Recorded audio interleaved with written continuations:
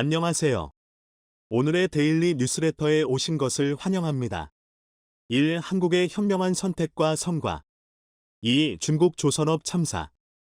3. 중국 건설 산업의 진실. 한번 진실을 알아봅시다. 베네수엘라, 세계 경제학자들의 이마에 시름을 남긴 나라로 떠올린다면 한국의 찬란한 역경을 떠올리며 미소 짓게 됩니다. 베네수엘라의 어려운 상황을 통해 한국이 어떤 큰 이익을 얻었는지 살펴보면 그것은 현명한 결정과 민첩한 행동력의 결실입니다. 한국이 또 한 번 도약할 수 있는 기회를 얻게 되었습니다. 자원 빈국으로 항상 석유를 비롯해 많은 자원을 외국으로부터 수입해야 하는 한국이 베네수엘라의 석유 산지를 손에 얻을 수 있게 되었죠. 베네수엘라가 한국에게 약속한 석유 산지는 바로 베네수엘라 중심을 가로지르는 오리노코 강 유역. 남미 최대 석유 매장지라고 알려진 오리노코 벨트가 그 장소인데요. 약 5만 제곱킬로미터에 해당하는 이곳은 남한 영토 절반쯤 해당하는 장소입니다. 석유는 물론이고 각종 자원을 통제 중인 베네수엘라는 한국만을 위해 이 장소 개발을 허락하겠다고 한 것이죠. 석유 시출을 위한 인력은 물론이고 개발 시기를 조율 마두로 대통령은 한국을 향해 적극적인 협력을 약속했습니다. 베네수엘라가 다른 국가를 제쳐두고 한국에게 땅을 공개한 것은 이유가 있는데요. 바로 한국이 베네수엘라가 지급하지 못한 유엔 분담금을 대신 납부해주는 결정을 내렸기 때문입니다. 최근 베네수엘라는 수백억 원에 달하는 분담금을 내지 못해 투표권 행사가 불가능한 상황에 빠졌습니다. 전 세계 국가가 참여하는 유엔 조직은 공짜로 운영되는 게 아니기 때문에 많은 비용이 필요한데요. 유엔 헌장에 따라 각 나라가 유엔에 부담해야 하는 비용이 있습니다. 모든 국가가 균등하게 비용을 지불하는 것은 아닙니다. 각 나라의 참여도와 경제 수준을 고려해 분담금이 주어지는데요. 이는 가난한 아프리카 국가들도 예외는 아닙니다. 그런데 베네수엘라는 분담금을 낼 돈이 없어서 제대로 돈을 납부하지 못해 투표권이 박탈되는 수모를 겪은 것입니다. 무려 2년간 분담금을 지불하지 않은 것이 드러난 것인데요. 국제안보와 인권 등 주요 사항에 대해 참여할 권한이 없어지면 국제사회에서 영향력이 축소되는 것은 당연한 일. 베네수엘라 입장에서는 최악의 상황을 피하고자 어떻게 해서든 돈을 마련하고자 백방으로 노력을 했습니다. 하지만 초인플레이션을 넘어 비상식적인 물가로 인해 제대로 경제 정책을 수립할 수 없는 베네수엘라에게 선뜻 돈을 대신 내주겠다는 국가가 없었죠. 그런데 한국이 베네수엘라에게 선뜻 손을 내민 것입니다. 사실 위험한 결정이라고 할 수 있는 이번 판단은 한국에게 있어 모험이었지만 동시에 신의 한 수가 되었는데요. 바로 베네수엘라가 석유 산지를 한국에게 약속하면서 현재 석유 대란으로 인해 곤란을 겪을 상황을 슬기롭게 극복할 수 있게 되었기 때문입니다. 마두로 대통령은 한국 실측을 위해 구체적인 일정까지 잡는 등 오리노코 일부 지대 탐사를 한국에게 허락하며 서두르는 모습을 보였죠. 그런데 어째서 베네수엘라는 분담금을 2년 동안 내지 못했던 것일까요? 아무리 돈이 없다고 해도 한 국가가 분담금을 못 내는 것은 상식적으로 이해가 가지 않는 상황. 이 질문의 답을 알기 위해선 베네수엘라 역사를 봐야 합니다. 베네수엘라가 망가지기 시작한 것은 우고 차베스 전 대통령 재임 시기부터입니다. 이때부터 내리막길이 시작되죠. 우고 차베스 전 대통령이 처음 대통령 자리에 올랐을 때 많은 시민들은 그의 집권을 환영했습니다. 서구 열강의 입김이 닿지 않는 베네수엘라의 진정한 대통령이 자리에 올랐다고 생각했기 때문이죠. 차베스 전 대통령은 베네수엘라 시민들의 마음을 읽었습니다. 타고난 정치가인 그는 시민들의 마음을 사로잡기 위해 베네수엘라 입장에서 다소 무모한 정책을 추진했는데요. 바로 무상 시리즈로 대표되는 복지 정책이었습니다. 베네수엘라 시민이라면 무상 의료는 물론이고 무상 주택, 무상 교육 등 돈을 주지 않아도 정부가 제공하는 서비스를 이용할 수 있었습니다. 그런데 이런 정책을 시행하는 데 들어간 돈은 어디서 나왔을까요? 돈의 출처는 베네수엘라의 지하였습니다. 막대한 양이 묻혀있는 석유와 천연가스, 게다가 황금과 리튬 등 귀중한 금속이 묻혀있는 남미 천혜의 땅이 이를 가능하게 했죠. 차베스 전 대통령은 권력에 대한 욕심이 많은 인물이었습니다. 어떻게 해서든 자신이 속한 당이 우승하길 바랬고 이를 위해 무슨 짓을 저질러도 상관없다는 생각이었죠. 당연히 많은 시민들은 아낌없는 복지를 제공한 차베스에 강한 지지를 보내며 그가 속한 당을 응원했습니다. 하지만 한계는 금방 찾아왔죠. 천연 자원으로 운영하던 복지 정책 비용이 더는 베네수엘라가 감당할 수 없을 정도로 치솟은 겁니다. 게다가 외부 요인까지 겹쳐 베네수엘라는 파국으로 치달았죠. 베네수엘라 경제에 있어서 가장 중요한 석유 자원 가격은 석유 증산 조치와 기술 개발에 의해 급락했습니다. 미국이 세일가스 개발에 성공하고 시장에 석유가 많이 공급되었기 때문이죠. 중동 국가들 역시 때마침 증산에 성공한 탓에 가격이 급락한 것입니다. 한편 유럽에서는 친환경 에너지 정책이 각광을 받고 있었고 석유 자원을 찾지 않았던 것도 문제였죠. 시장의 외면을 받기 시작하며 석유 가격 하락은 베네수엘라 경제 전체를 위험에 빠뜨릴 정도로 흔들어 놓았습니다. 차베스 전 대통령의 뒤를 이은 니콜라스 마두로 대통령은 이런 위기의 순간에 대통령 자리에 올라 직면한 위기를 헤쳐나가야 했습니다.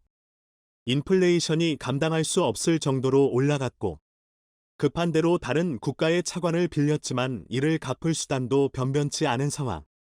점점 떨어지는 인기에 당황한 마두로 대통령 역시 시민들의 마음을 붙잡기 위해 재정 지출을 줄이기보다 과거 차베스 대통령이 했던 것처럼 지출을 늘리는 방식을 택했습니다.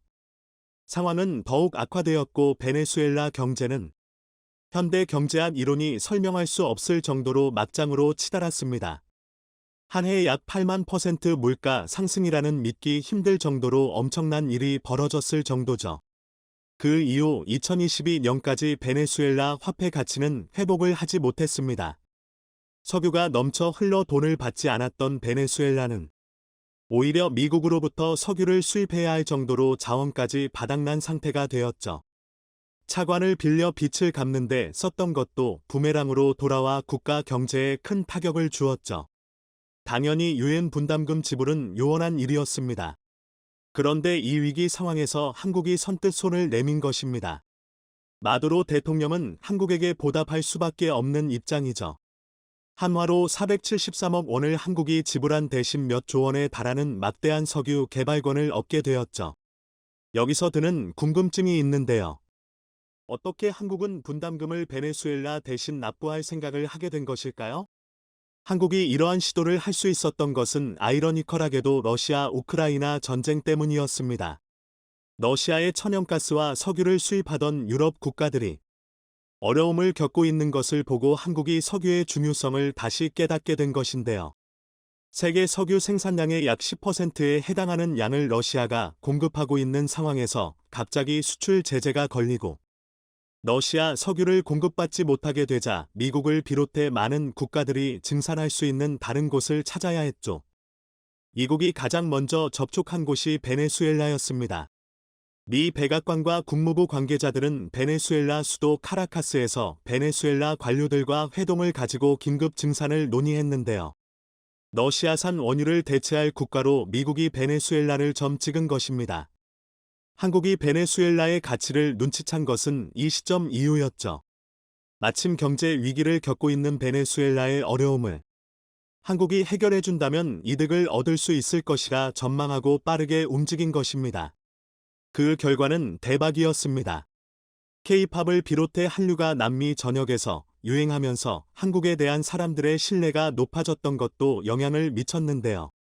한국이 이란에게 유엔 분담금을 대신 내어준 일 역시 베네수엘라 대금 지불을 할 수 있게 된 주요한 원인이었습니다. 최근 한국은 한국은행에 묶여있는 이란 정부의 자금을 이용 이란의 유엔 분담금을 대신 내주는 희한한 일을 겪었습니다. 때 마침 비슷한 처지에 있는 베네수엘라를 보며 비슷한 생각을 떠올렸고 한국은 베네수엘라 대통령과 국민들의 마음을 살 수 있었죠. 천정부지로 석유 자원 가격이 오르는 상황 속에 한국은 오히려 이득을 보게 되었습니다. 한국의 현명한 결정과 빠른 판단에 박수를 보내며 석유로 인해 고통을 겪었던 한국이 이번 기회를 바탕으로 반대로 석유를 수출할 수 있는 국가로 거듭나길 기원해 보겠습니다. 중국이 또 미친 짓을 시작했습니다. 새해맞이 불꽃놀이도 아니고 최신 선박들이 통째로 펑펑 터지기 시작한 것인데요. 중국산은 폭탄 빼곤 다 잘 터진다는 말이 아무래도 사실인 것 같습니다.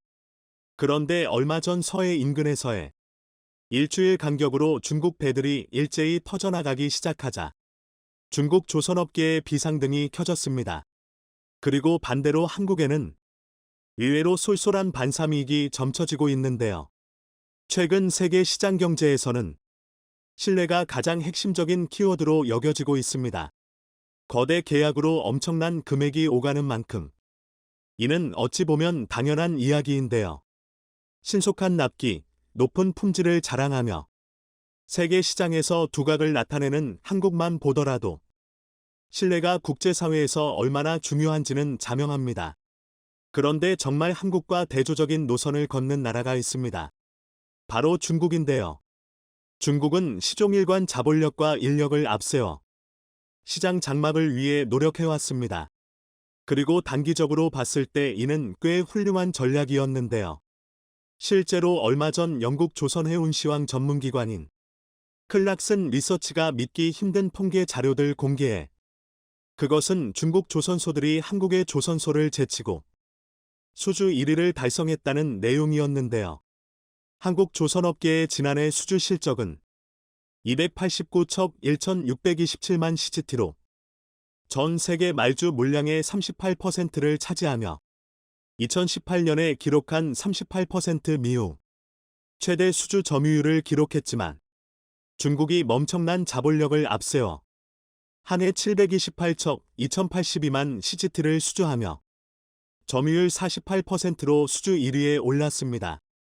일부 전문가들은 한국이 고부가 친환경 선박 분야의 발주가 많았고 해양 분야에서 높은 기술 경쟁력을 가지고 얍진한 결과로 평가했지만 전체 점유율에서 되찾으면 장기적으로 봤을 때 중국에게 조선 강국 타이드를 넘겨줘야 하는 상황이 올 수도 있다고 전망했습니다.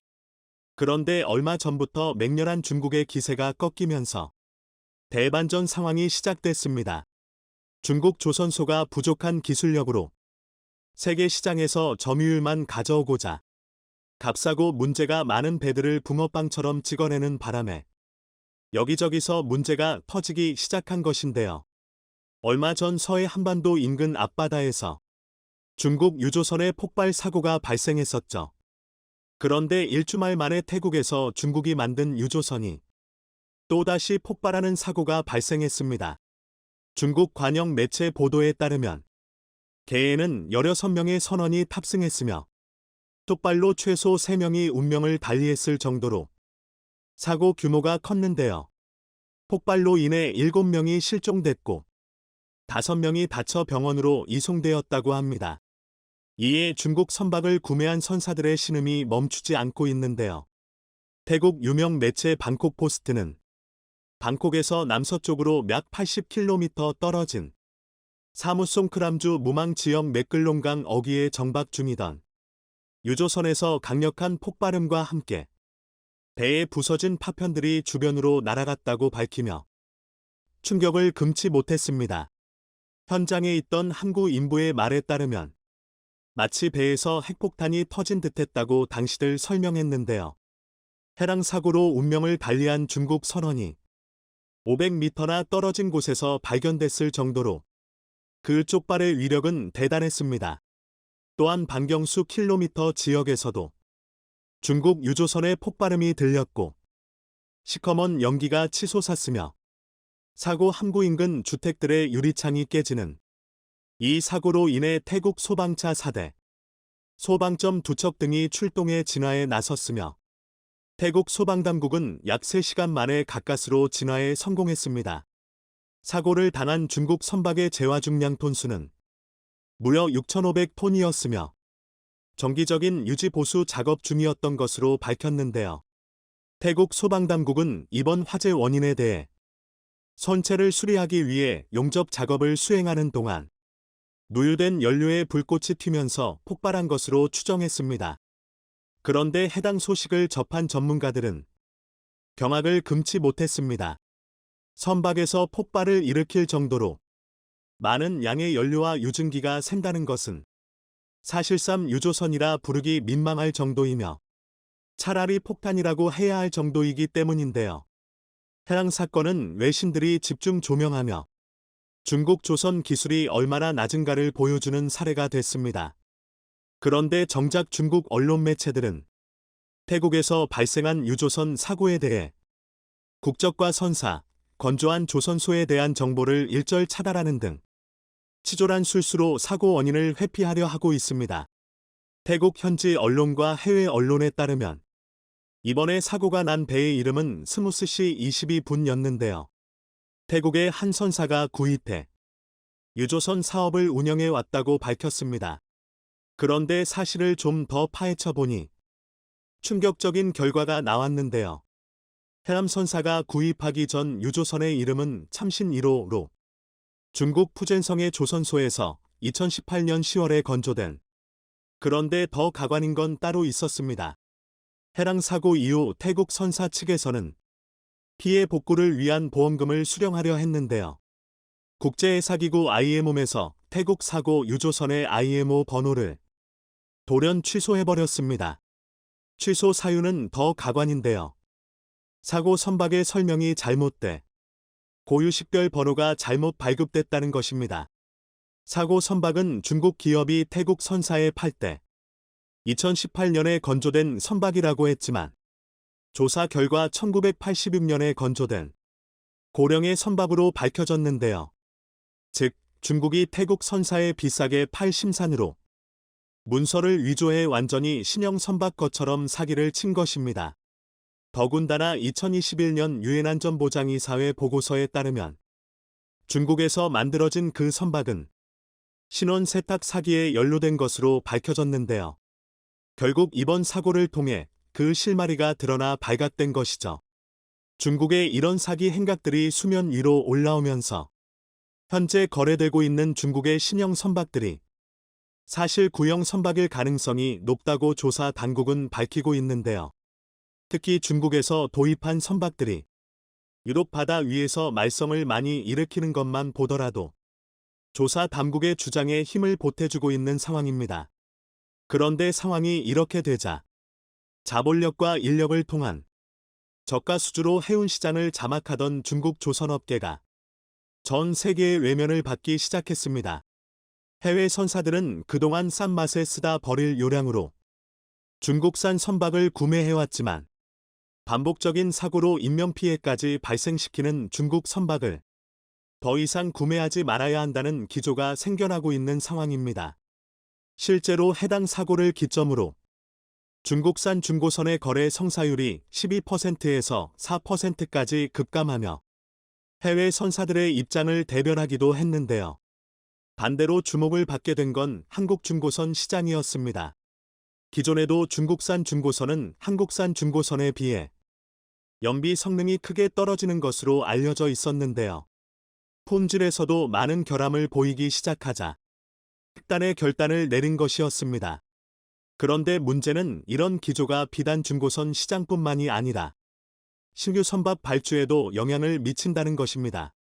중국선 시장에서 중국 선박의 거래가 급감하고 있다는 것은 중국 선박에 대한 선호도가 크게 낮아졌다는 것을 말하기도 하는데요.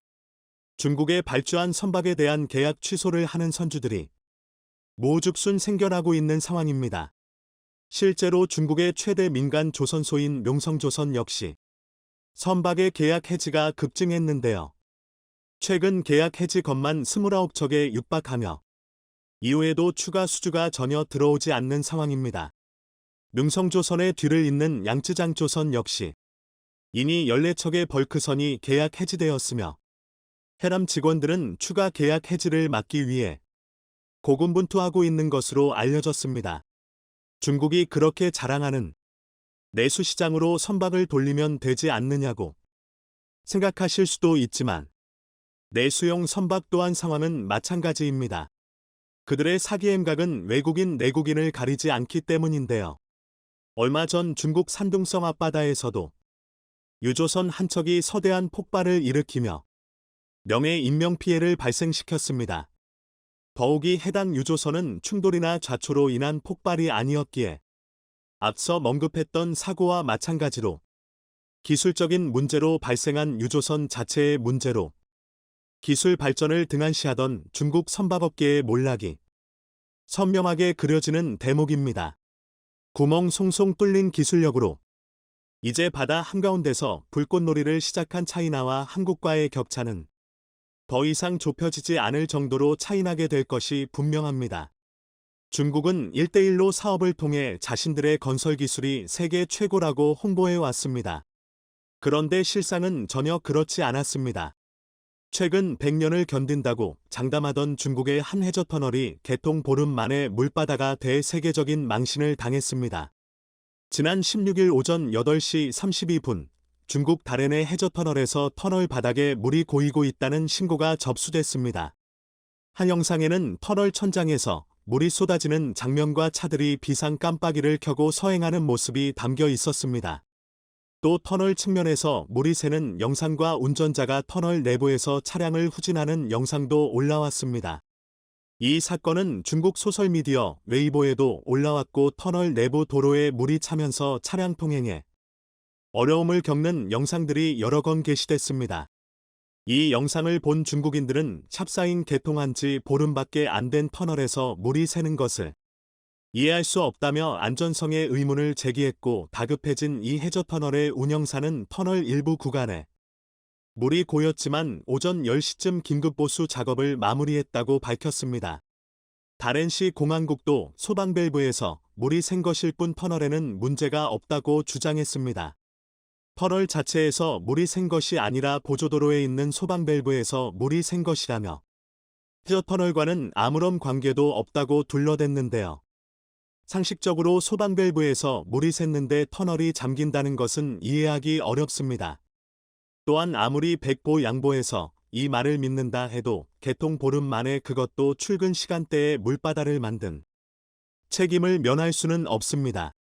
지난 1일 개통한 다롄 해저터널은 다롄 증산구와 간징지구를 잇는 왕복 6차로 간선도로 중 다롄만 해역 지하를 뚫은 구간으로 터널 길이는 5.1km입니다. 다롄시는 개통 당시 100년을 견딜 수 있는 내구성을 확보하기 위해 첨단 굴착 공법을 적용했다고 자랑했는데 물과 보름 만에 물에 잠기고 말았습니다. 사실 중국 해저터널에 물이 샌 이 사건은 그렇게 놀랍지도 않습니다. 중국식 부실공사는 역사도 깊고 다양했기 때문인데요. 보시는 장면은 심하게 흔들리는 중국의 한 고층 건물의 모습입니다. 쪄질 듯 과하게 흔들리는 모습에서 아무리 봐도 부실 공사가 의심됩니다. 중국 선전시에 있는 이 75층짜리 건물은 심하게 흔들렸지만 그 원인 파악조차 제대로 하지 못했습니다. 심지어 설계 도면조차 완성되지 않은 채로 공사를 시작했다는 증언이 나왔습니다. 결국 원인 파악을 하지 못한 건물 사용자들은 원시적인 자구책까지 내놓았는데요. 이 건물에서는 거꾸로 세운 물병이 책상마다 올려져 있습니다. 건물이 흔들리면 곧바로 달아나기 위해서입니다. 건물 상가의 천장 일부가 부서져 내리면서 바닥에 흙더미도 쏟아졌습니다. 결국 이 75층 건물은 일부 허용했던 상인들의 출입마저 막으면서 유령 빌딩이 돼 버렸습니다. 선전시 당국은 건물의 진동과 침하가 모두 허용치 이내라고 밝혔지만 흔들린 원인은 여전히 조사 중이라고 합니다. 중국이 야심차게 추진 중인 1대1로 사업 역시 부실공사의 예외는 없었습니다. 올해 초 네팔 공항에서 여객기 추락 사고가 발생해 수많은 인명피해가 발생했습니다.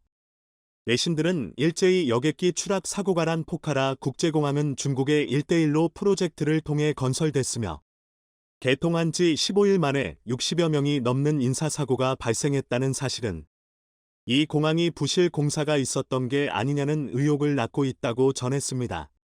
2017년 7월 착공해 올해 초 문을 연 네팔 포카라 국제공항은 대부분의 건설 비용을 중국 수출입은행 차관으로 충당했고 공항 시공 역시 중국 국가기계공업 회사의 자회사인 중국 CAMC 엔지니어링이 맡았습니다.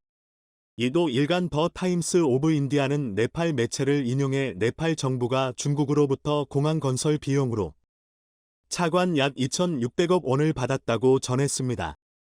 또 인도 매체 뉴스 18과 네팔 간지들은 포카라 국제공항의 입지 자체가 문제였다고 보도했습니다.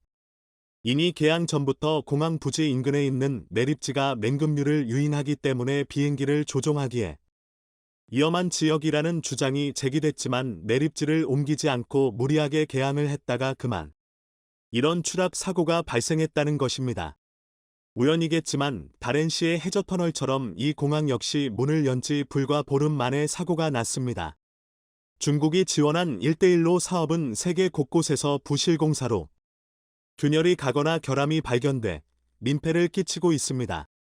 1대1로는 중국이 전 세계에서 영향력을 확대하기 위해 아시아, 남미 등 제3세계에서 진행해온 대규모 인프라 건설 사업입니다. 완공된 지 10년도 안 되어 수천 개의 균열이 발견되어 정상 가동이 불가능한 상황이고 파키스탄 닐룹 젤룸 수력발전소 터빈에서는 물을 공급하는 터널에서 균열이 발견되면서 완공 4년 만에 발전소 가동이 중단되었습니다. 이로 인해 발전 비용이 증가하면서 파키스탄 정부는 매달 4,400만 달러의 추가 비용을 부담하고 있는 상황입니다. 중국 기업이 나일강 인근에 완공한 우간다 이신바 수력발전소도 마찬가지입니다. 이 발전소에서만 500개 이상의 결함이 발견되었고 같은 나라 카루마 수력발전소에서도 벽체 균열과 부적절한 소방 시스템 등의 문제로 완공 시기가 3년이나 늦춰졌습니다. 앙골라에서는 10년 전 중국 중심그룹이 수도 루안다 외곽에 건설한 대규모 공공주택에서 균열과 곰팡이가 발생하고 곳곳에서 부실공사 흔적이 발견되고 있습니다. 남미에서 1대1로 사업이 가장 활발한 국가는 에콰도르입니다.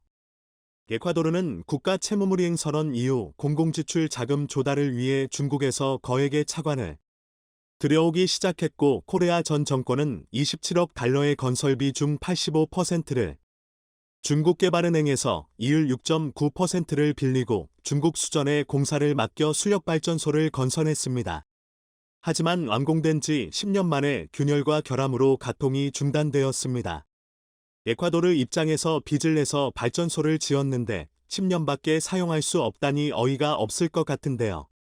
지난 2007년부터 2017년까지 코레아 전 대통령 재임 기간 동안에만 무려 180억 달러를 중국에서 들여왔으나 뇌물 등 부정부패와 방만한 지출로 엄청난 문제를 낳았습니다.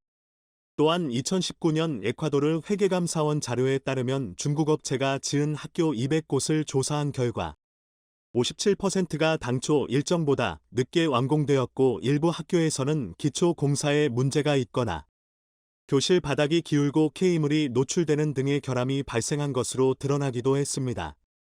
중국 1대1로 프로젝트의 문제점을 추적해 온 전문가들은 그 나라의 인프라 니즈에 맞지 않거나 자연환경에 피해가 되는 사업을 무리하게 진행했다고 지적했는데요.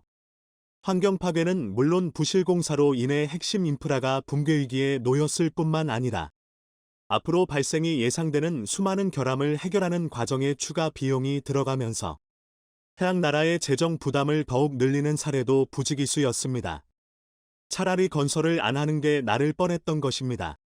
중국이 세계적인 민폐 프로젝트 1대1로를 추진하는 동안 한국 기업들은 실속을 챙기고 있습니다.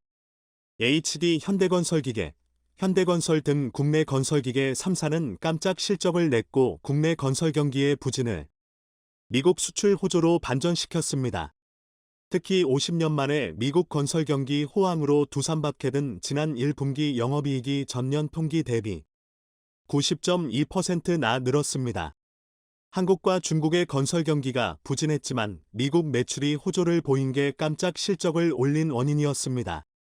전문가들은 미국이 중국과의 무역 갈등을 계기로 미국 내 건설 투자를 늘린 것이 한국의 건설 장비 회사들에게 호재로 작용했다고 분석합니다. 미국은 1980년대 이후 제대로 된 인프라 투자가 없었는데 50년 만에 건설 호황이 찾아온 것인데요. 한국 건설 장비사들이 이 기회를 놓치지 않은 것입니다. 두산밥켓이 눈에 띄는 점은 대부분의 건설기계사들이 중국 사업에 어려움을 겪으면서도 미국으로 무대를 옮기려는 시도를 주저해왔는데 그에 반해 두산밥켓은 북미 맞춤형 전략으로 미니굴 찾기 등 북미에서 선호하는 건설기계 라인업을 늘리며 수요 대응에 나선 것이 주요했다고 평가합니다. 중국 건설 관련 기업들이 대형 사고를 치는 사이 한국 기업들은 이렇게 대박을 친 것인데요. 돈을 빌려주면서 인프라 사업을 해준다고 했지만 부실 건설로 두고두고 욕을 먹는 중국과 같은 방식으로는 주변국에게 영향력을 행사하기는커녕 불신만을 낳을 뿐입니다. 시청해 주셔서 감사합니다.